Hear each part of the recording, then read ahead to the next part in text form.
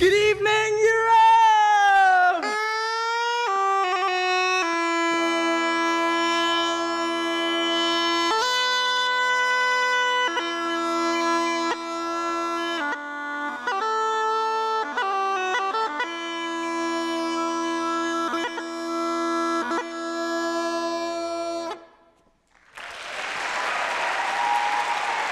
Hello, we are from Estonia, the land of big, strong and courageous men. Bonjour, mesdames, messieurs. We are proud to say hello to all you students of the European Union.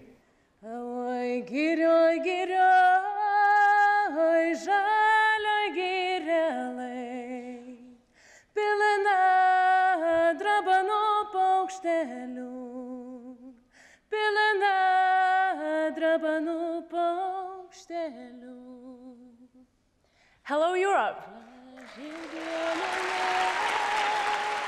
Fellow delegates, good morning.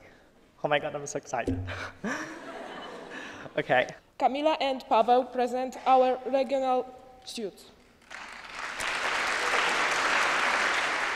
Bonjour tout le monde. Alors, elle est Théodora et elle porte un costume traditionnel de Roumanie. Je m'appelle Alexandra et je suis énormément contente d'être aujourd'hui devant vous.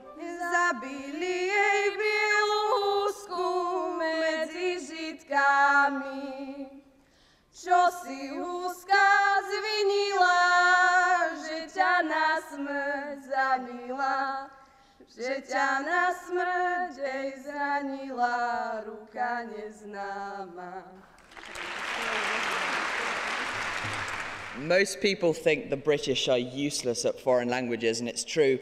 Most of us only speak English, but today we're going to try and dispel that rumour, so here goes. Bonjour à tous et bienvenue à Strasbourg. Je suis Esme. Et je suis Dan. Et nous sommes la délégation de Shrewsbury School, du Royaume-Uni.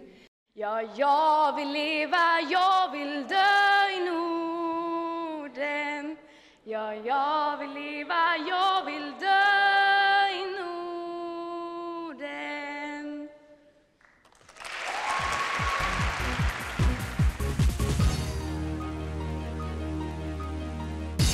Recently, we have seen the rise in popularity of separatist parties throughout Europe, such as UKIP in the UK or the National Front in France, etc. And I was just wondering if this may destabilise the unity we have experienced in the EU over the past years.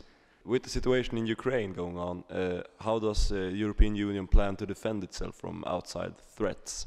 Do you believe that the European Parliament is in touch with its population, bearing in mind most people do not know who the President of the European Parliament is, or even who their MEP is? Ne pensez-vous pas que, à cause du terrorisme, don't you think that because of terrorism, Europe is weaker, and this might lead to conflicts between the member states? We were wondering that since the European Union is striving for unity, how it's possible that there is such a big difference in education between different members of the European Union, since education is a very important aspect. We've been talking a lot about Greece in the media lately, and I was wondering what would be the consequences if Greece leaves the European Union as far as the euro value is concerned. There are some disequalities between men and women in some countries, like salaries in the work market. Do you think this is an issue to be debated in our union, and it is possible to create a law, a common law, to solve this problem? As we've seen from past history, what we now call the European Union started off as an economic union. My question is, what is the Union afraid of? I mean, isn't it a greater union that will lead us to a better future? Once the European Union started as a community of very little countries, and it's grown bigger and bigger, and still every country has its own background, cultural differences, and also different things that they want to happen in the European Union. but now we see the movement of people going out and people wanting in. And doesn't that change aims of the European Union? And if it does, in what ways does it change the European Union? I'd like to know what Europe is doing for violence against women. I want to ask you, why did the European Union keep a different approach in the case of the Turkish invasion in Cyprus than in the situation in Ukraine? Thank you. I want to know that during last 2 and 3 years in Italy there was an immigrants emergency, and in my own opinion, and I would like to underline that it's only mine, Europe have closed the door of countries that have rejected the immigrants. So, thinking about the actual situation of Africa and Asia, which will be the European behavior, the last one or not? I have a question regarding the terrorist attacks. I mean, don't you think Europe is way too passive in its actions? In the context of racial acceptance and social acceptance, especially in the northern countries, where do you think we could draw the line between religion and pure violence and aggression? In today's European reality, the principle of state continuity is in effect. According to this principle, political decisions and treaties between states aren't revoked in the case of even a violent change in government, but remain valid, a principle that the European Union calls upon, asking the newly elected Greek government to abide by the agreements of the former government. So, if all this holds true, then why financially robust Germany not continue to pay back the installments of the war loan that forced impoverished Greece to give in 1942? I've heard that there's an ongoing discussion between USA and the EU and about a new trading agreement called the TTIP agreement, and I heard that this has a very big impact on the countries in the EU. I would just like to know what does it contain and how will it influence USA and EU. Thank you.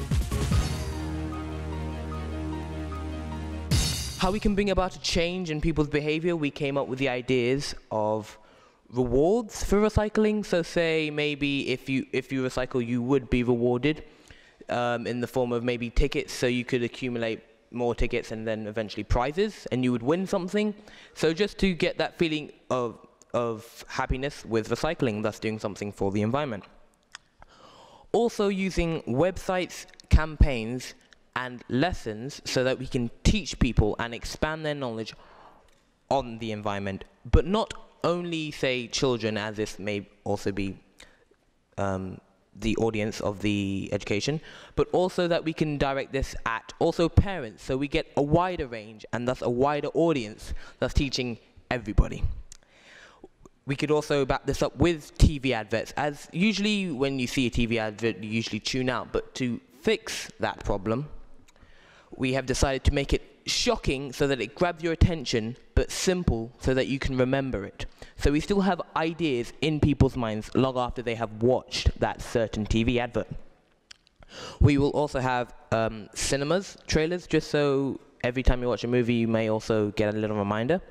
And also labels on every sustainable product as such. So just to promote sustainable development and technology and such. This can also be seen how effective it was in the form of fair trade. How every item that was labeled with fair trade was like, people, yeah, this is a good cause, we can back this up. So we thought, why don't we do the same exact thing for environment? If you want to reward people for recycling, how will you check if they are recycling? I would like to point out a scheme, you could say, that I have seen before in the past in Dubai. It was basically a vendor where you placed in recycling and it recycled it, and then the garbage man took it away and recycled it later. But but for every piece of item that you recycled, you got points. And then later you could redeem those points for, as I said, prizes. So to actually gain the points out of the machine, you would have to recycle into the machine to get back what you wanted. Some representatives thought that the investment in the EU should always take priority before other countries, and examples were taken of the crisis in Greece as an example of how we should focus on internal EU issues before developing other countries. Also, there were suggestions that a dependency on aid could occur if too much development is given on a one-way basis from the EU to less economically developed countries. Also, very importantly, the difference between humanitarian aid and long-term investment was indeed highlighted, and many people gave many convincing speeches on how humanitarian aid still remains very, very important, and a thing that the EU should commit itself to.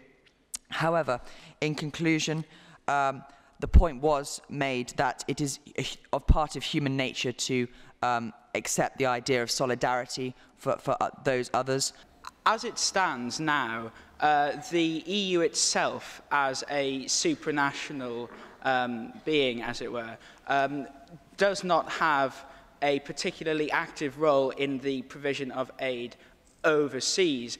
At the moment, that job, that role, is fulfilled solely by the individual member states themselves. So I was just wondering why exactly you feel now that we should have this dramatic shift. So the onus is not placed on individual countries to encourage development and provide aid, but instead why you feel it should be the remit of the EU as a body to provide this aid. If you have 28 individual nations following different policies, often the effect is a lot less. Often the effect is quite sporadic, and there isn't one set goal. As a European Union, as a united body with common interests and common values, we believe we can actually bring a bigger change, a greater change at greater speed, certainly within a body like this, a united body that can use these directives effectively. We also feel giving women more rights, such as enshrining maternity pay and stopping discrimination in law, is very important. Countries should also be allowed to set more current service-orientated curricula, as Europe is fast becoming a tertiary economy, and we feel that it's very important to allow countries to specialise in technology and education and such like. We must encourage education on the EU to encourage pupils to engage with it. Gay marriage should also be encouraged to be implemented across all nations. This was unanimously recommended by the committee. There is also to be further empowerment of women through education, as well as the legislative rules placed further earlier. We didn't touch much upon the future of an EU as a committee, but instead focused on looking after the young people of the world, because we feel that they shall build the Europe of the future. We were the Committee on the Future of Europe. And to do that, we must look after and encourage the people, the citizens of the future Europe, to build the best Europe they can, whether that be within the EU or whether they decide the EU has become a relic. That is not our decision to make. That is a decision for the future, and we must allow the future Europeans to decide what will happen in the future, because they are the future. How do you want to pursue the legalization of gay marriage in countries who are based on a strong Christianity belief? Thank you.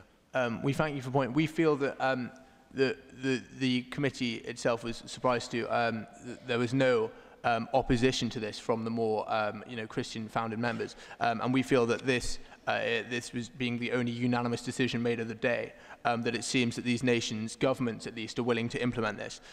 We would like to see a policy where obviously this is enshrined perhaps in directives and therefore in individual countries' law, but we would also agree that there must be a compromise with the Christian faith, and would like to kind of perhaps move towards a system where clergy are by no means forced to adopt gay marriage if they think to partake in gay marriages, but we feel that there should be an option of a church led gay marriage, but on the individual level of clergy, perhaps there could be an opt-out there. But we feel the nations in our committee unanimously accepted that proposal, so that proposal will be easier to implement in Europe than was previously envisaged.